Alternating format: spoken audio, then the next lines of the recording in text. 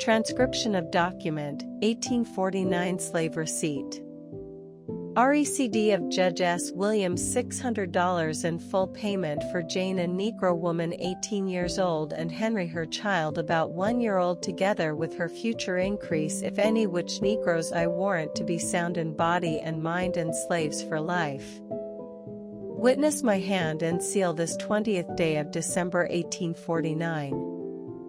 The exceptions of the above instrument are such that if the undersigned shall pay or cause to be paid to Judge S. Williams by the January 1, 1851 the sum of $600 good and lawful money, the property as above described to revert to the undersigned and the instrument to be void, otherwise to remain in full force and virtue this day and date above written.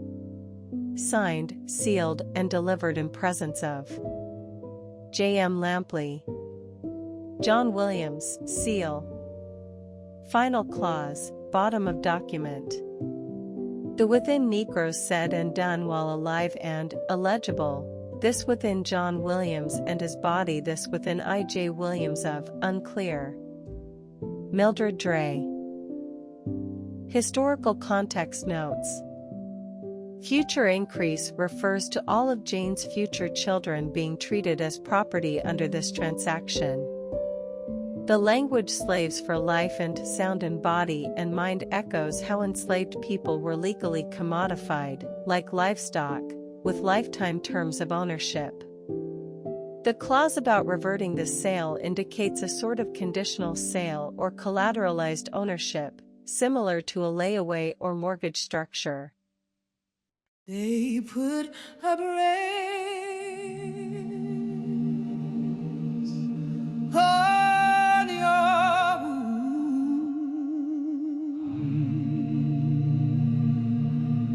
called it fusion cream, as if babies were dividends.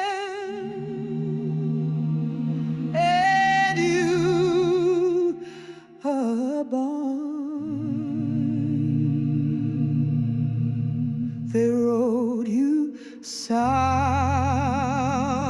in body, like livestock, like you weren't cradling green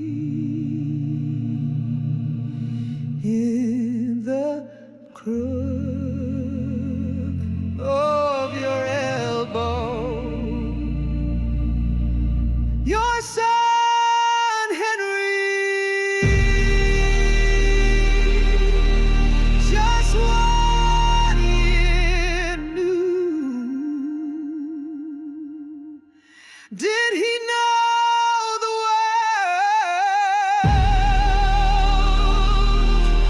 already owned him? $600. That's what they paid.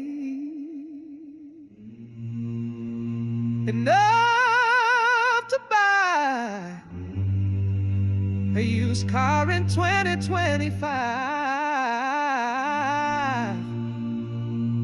Enough to steal a lineage and sleep soundly after.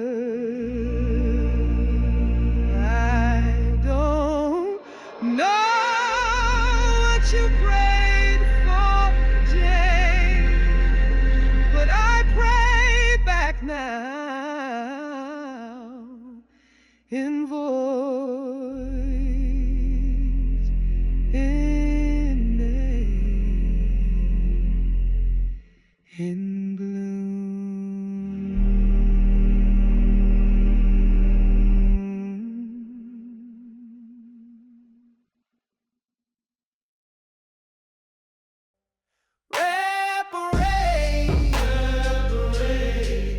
What you owe, pay what you owe. Say our name, count the toll, count the toll. Reparate, ain't no peace, ain't no peace. what was took in greed. Give back